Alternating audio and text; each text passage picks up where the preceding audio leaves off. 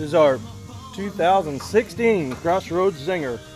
Got to climb up in this roof. I want to show you some stuff.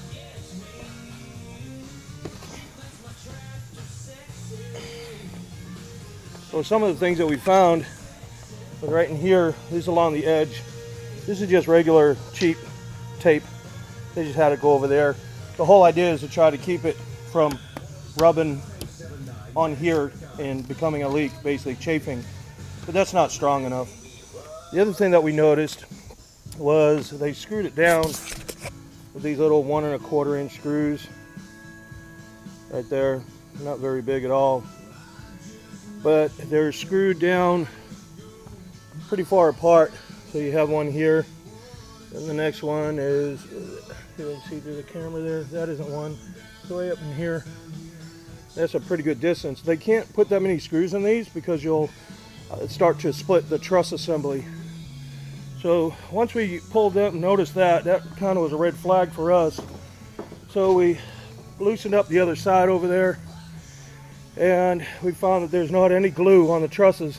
See how narrow they are? If you start sending screws in there, you're going to split the grain. That's why a lot of these are stapled down. But there's no glue on any one of these at all. You see that none of them have any glue on it. So we got that. The other thing that was a red flag is right here. This is where the electrical comes in, and if you look, see if I can get the right under here, my finger is, that is a piece of metal conduit, and the purpose of that is to make sure you don't put a screw through the wire. However, that metal conduit is going to cut into the wire, and then you'll have a short out. So we're going to put in a real high dollar fix right here. I'll show you what it is. This here, I think the grand total of these are about ½ cent. But we're going to put that in there. We're going to fit it right inside like this.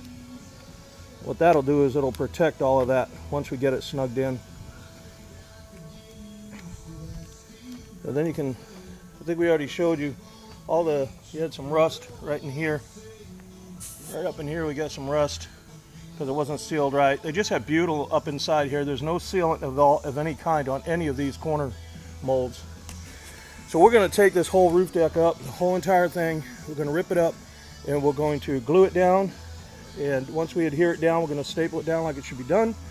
Because if we put the roof on, a few years from now, this thing's going to rack and twist so much that the decking is going to buckle up underneath the roofing. And I'd hate to have a customer coming back saying that the decking's coming up, especially after we put the roof down for them. So we're going to go the extra step here and get that all fixed up.